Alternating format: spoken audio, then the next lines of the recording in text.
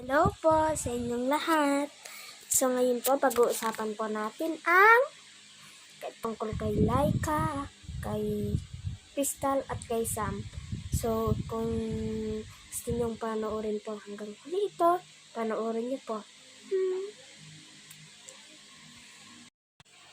So ayan po guys, kita nyo po naman sa video nila Laika at nila Sam, masaya po sila. Pero biglang sa YouTube ko na lang nalaman na wala na sila dahil po kay Crystal. Yun po ang sabi ng YouTube. Si Crystal Boto kasi crush na din si Sam po. Ano din naman magagawa ni Laika, pero si Laika talaga ang mahal ni Sam. Pero hindi ko alam kung bakit sila nagkaganon. Tignan nyo yung picture sa anniversary po nila yun, first anniversary. Pero nagulat po talaga ako.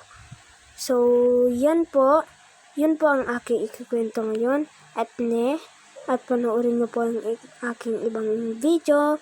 And don't forget to like and subscribe to my YouTube channel. And ipindot nyo na po yung bell para updated po kayo sa aking ipopost na video again. So thank you so much po sa inyong panonood. Goodbye!